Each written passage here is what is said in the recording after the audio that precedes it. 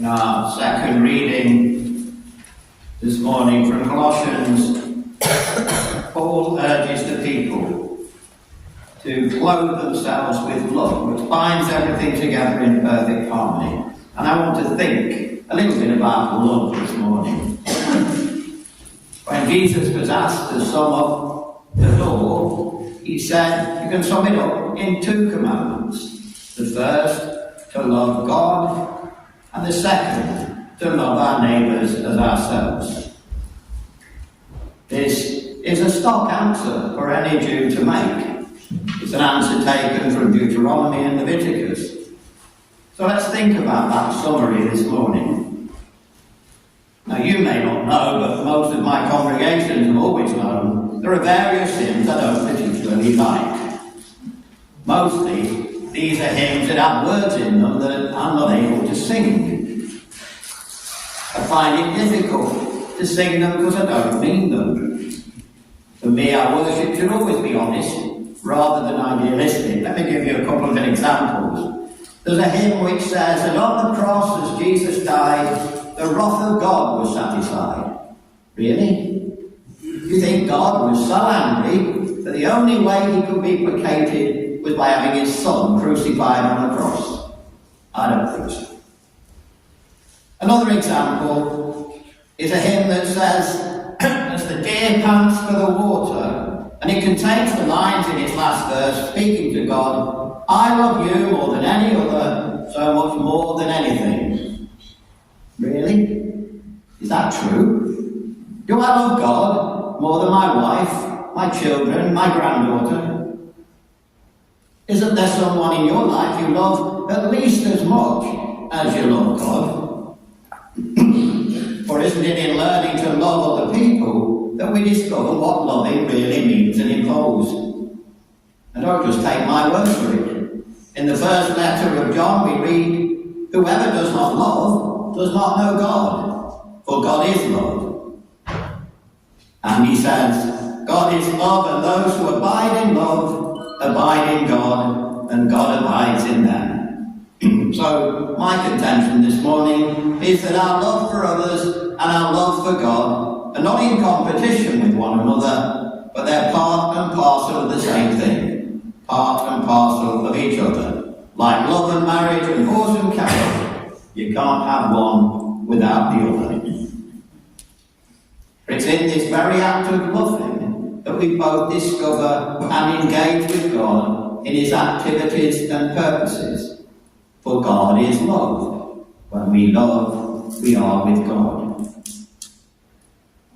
And if the summary of the law commands us to love God with all our heart, soul and mind, then it equally commands us to love one another in exactly the same way.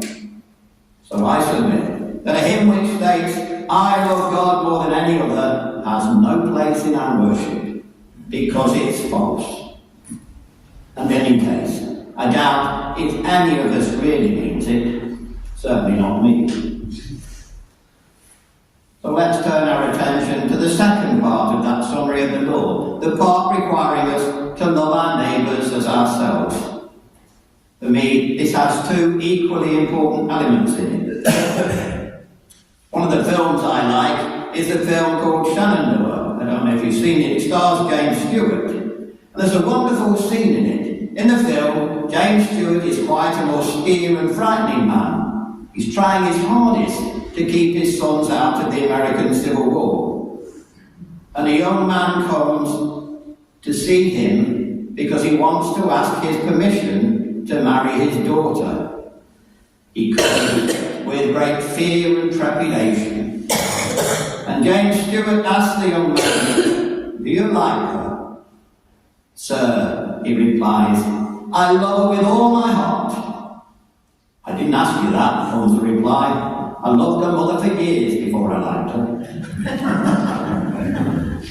You see, it's so easy to confuse loving and liking and to mix them up together. We're not called to like everybody, but we are called to love them, just as God loves them.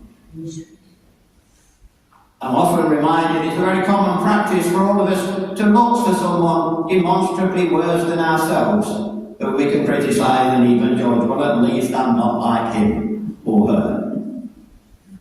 But when we do this, when we identify that person, we have to remember that God loves that person or that group of people just as much as he loves you and he loves me. Being unable to like someone or a group of people isn't fatal, so long as we remember God loves them and we are called to love them too. The persecution of the Jews in the 1930s and 40s, apartheid in South Africa, racial segregation in America and so on, were not fatal because these groups were not liked by people, but they were put outside the scope of the love of God, and therefore outside the scope of the love of their fellow human beings. And we have similar situations today. You or I might not like immigrants coming into the country, or other nations telling us what to do, or the great faith of Islam, but you and I are called to love them all, simply because God loves them. And what about us here as God's family in this parish? The love we have, the love we share, should shine out as a beacon of what God is all about. In my congregations, I never expected everyone to like me. In fact, I've been a bit worried if they did. Because as Jesus says in the Gospel, woe to you when all would speak well of you. But I did expect them to love me, just as I was called to love them too. And the second element we need to consider in this commandment is one which is mostly overlooked. Jesus doesn't just say, love your neighbour. He says, love your neighbour as yourself.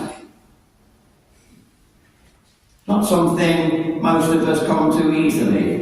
We tend to be much more self-deprecating about ourselves and try not to be too positive, not to make ourselves seem too grand or important. But I suggest this is not what loving ourselves is all about. Let me explain. As you know, I'm David Walker. I have gifts and I have weaknesses. I have successes and I have failures. I have good in me and I have sin. I have light and I have darkness. I have the front you see this morning, and I have the hidden things you don't see. But overall, riding all of this is I'm the David Walker God loves. He loves the reality of me, with its positives and its negatives, its good and its bad. And if God can love this creature that is me, then I can certainly love myself. And for each and every one of you here today, God loves you as you are, as you know yourself to be. He may not always like what we do, or like what we say, or like what we feel, but he continues to love us unreservedly.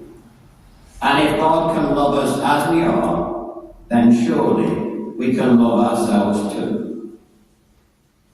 A husband comes home after church service, picks up his wife and carries her around the kitchen smiling at her. The wife is very surprised and says, so the preacher talked about love today, did he? The husband replied, no. He said we should carry our burden with a